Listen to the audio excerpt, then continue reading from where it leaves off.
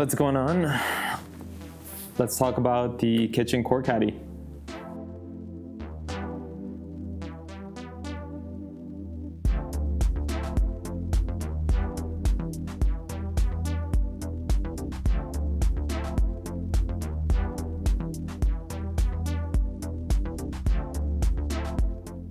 So first things first, this bag is before accessories, before tax, $300. It has essentially created its own segment within the pickleball bag market. I'm gonna ignore ADV, which is really another brand in the space that is making a similarly priced pickleball bag that is also, from what I've gathered, very premium. With that being said, that bag is 47 liters. This is a 30-liter bag, so I think someone that's looking for that bag wants 6 to 12 paddles, a lot more capacity, whereas someone that is looking for a backpack style bag with a 2 to 4 paddle capacity is not going to be even looking at that. So before we get into all of the nooks and crannies and features of the bag, like these are the 3 things that I absolutely love about this bag. So number 1, the material selection of this bag is pretty ridiculous. Like, there was not a single detail spared anywhere on this bag.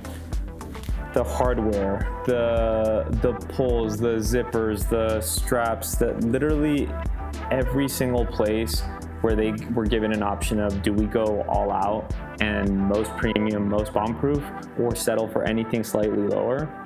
And they didn't. They absolutely went all out. I mean, this thing is a tank.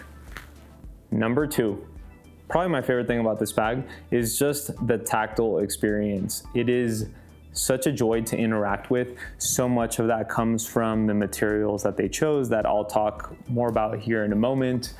But the bag just feels both really like padded and sturdy, but at the same time like plush and supple, which is really nice. There's these thoughtful additions of magnets, right? In the water bottle holders, in the little ball cubbies, sunglass case. All of those things are deeply satisfying getting in and out of. And then just like lastly, as it pertains to the tactile experience of the bag, are the zippers. I am very particular when it comes to zippers. Like, I could have a perfect bag or jacket and the zippers suck, and that to me is a deal breaker. I was especially concerned with these zippers because they're the YKK AquaGuard waterproof zippers, they're great, but they're typically stiffer because they have to be stiffer to prevent water from going in. I think the combination of that, and then if you see like these really sharp angles on the rails, that's a recipe for a very cumbersome experience. Like, check it out. I am literally sitting down. Like, this is like not my natural zipping and unzipping position, but hello, that was pretty delicious everywhere. All of the zippers, the ones on the inside as well. We'll talk all about it, but yeah, the bag is very nice to play around with. And then third of all, look at it. I mean, I know it's like highly subjective, but this bag looks awesome. I feel like if Batman played pickleball, this would be his bag. And it looks awesome also in a way, like it will absolutely stand out in your pickleball courts, but in a very like stealthy, subtle way. Like most pickleball bags have like massive Selkirk, carbon, Yola logo slapped on, and they're usually like loud colors. Whereas this just looks freaking nice, but in a way where it's not like trying to draw too much attention. So that's what I love about the bag. Let's walk through it, and then I'll share some nitpicks that you should be made aware of. So, like I said, this fabric is awesome. That makes up the vast majority of the bag. It's a 400D PU leather is what they call it. It's matte. It feels like Batman's armor. Not that I felt it, but I guarantee you it feels exactly like that. That's all throughout the bag. You've got on the bottom of the bag this rubberized, like fresh asphalt feeling material that gives it this nice grippy texture, and also just makes you want to just, I mean, I could toss this thing from a skyscraper, and I feel like if it lands on that bottom material, it's gonna be good. But most importantly, like, this bag stands like perfectly. Doesn't matter how much stuff you have in here, doesn't matter how that weight is distributed, because of that, the padded material on the bottom and the angle, they really put a lot of thought. That to me is super important. I'm a person that likes to hang my bag, but this bag, I don't hang it because of how well and easy it stands. Let's talk little external compartments. So this guy right here, not my favorite thing in the world. I'll tell you why. So if you look at the bag, you probably think, oh, that's where I'll throw my phone or keys or whatever. Keys, yes, you got a little key ring here, which is awesome, but look at this. Putting my hand in there, and it's pretty tight. It's a bit of a Venus flytrap. I don't have huge hands by any means, and it's also deep, so anything will slide deep into it. Look, it's not the end of the world because they've got other pockets for your essentials, but I think that is definitely the most practical, easy access pocket as far as where the pocket is located.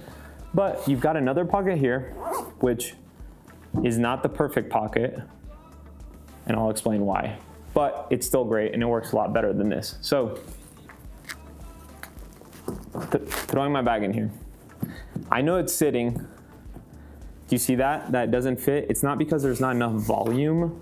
Is depending on what angle your paddle is on the inside, it might protrude. Like, you pretty much have to have it very angled. If not, your paddle gets in the way of your phone, and that does two things.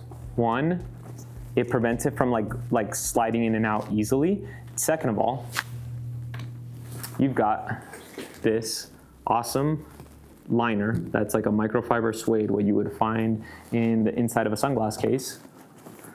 But when you're pulling your phone out, it's not stitched into it, so it pulls out. So I am more meticulous than most people, so that kind of is a mini imperfection that I just wish wasn't there, but there's enough awesome things about the bag that I just deal with it. Last pocket on the outside. So also a bit tight, cumbersome. This wouldn't be like my go-to pocket just because it's not super easy to get in there, but I appreciate it because if you've got like a nice watch or a passport because you're traveling with a bag, which I wouldn't personally do for reasons I'll get into later.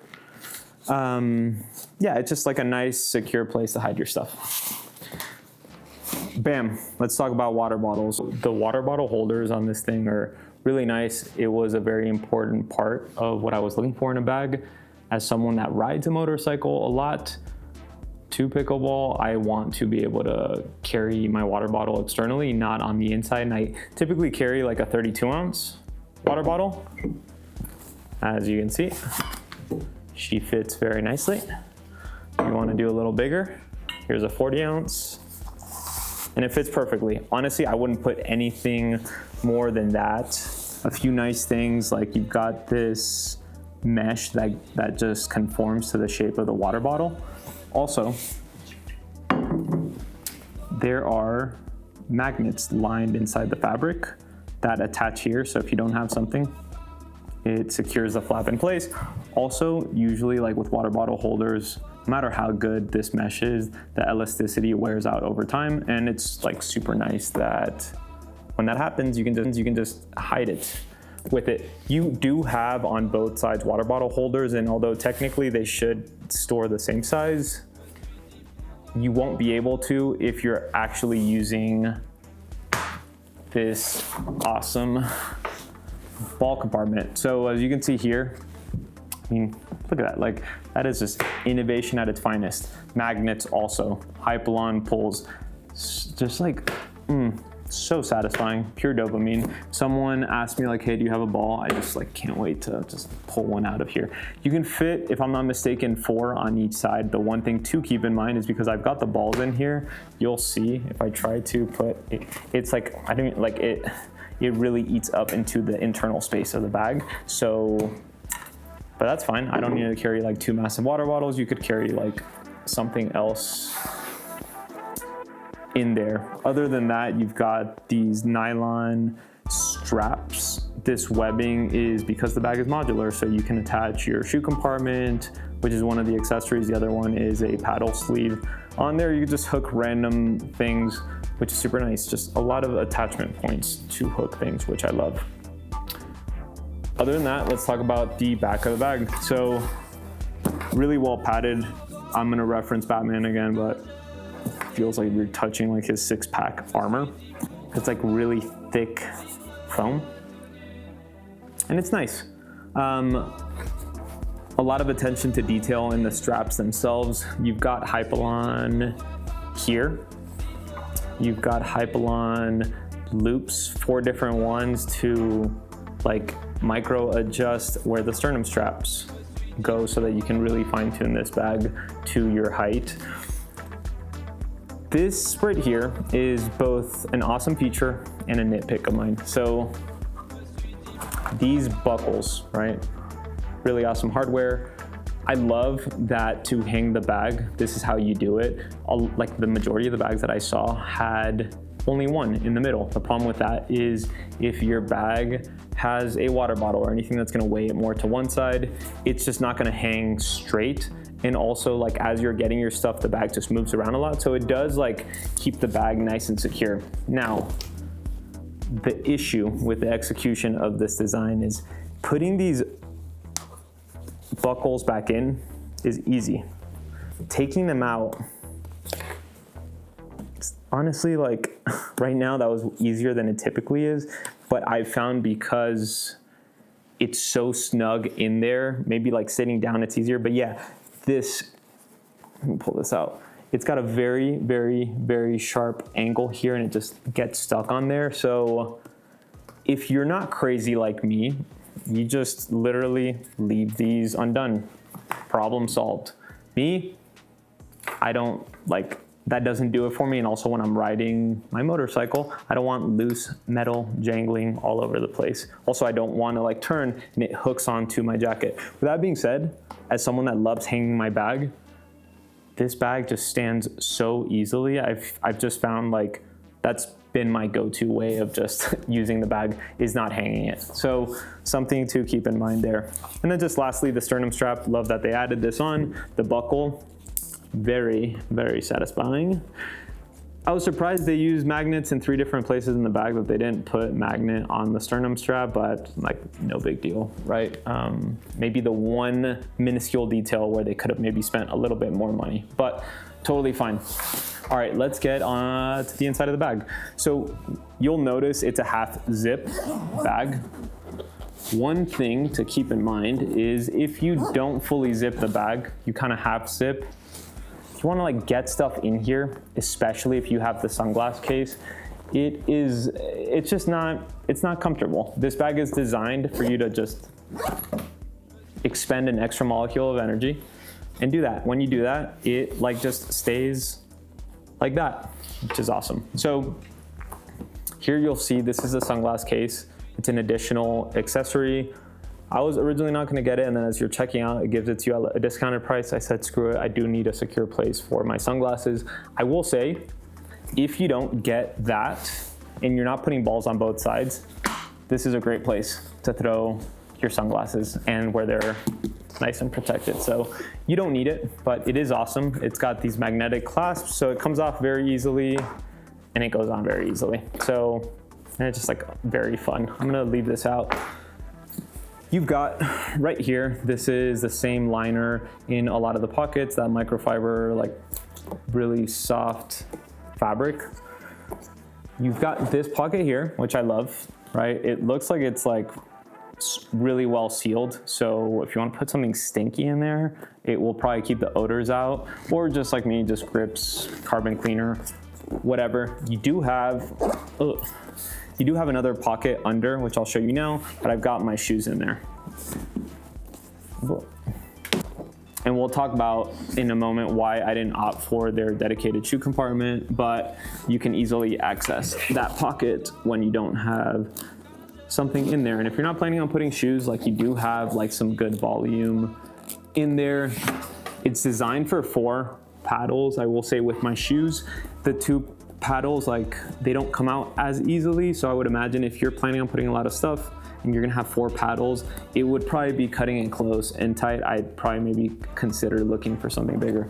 And then here in the back, you have a laptop sleeve, which is a sweet like addition, a nice differentiator. No one else is really putting laptop sleeves in their bags. So if you wanna travel with it, which again, I probably wouldn't, but or if you want to like take it to your courts and work while you pickleball, sweet, you can do that easily with this bag. So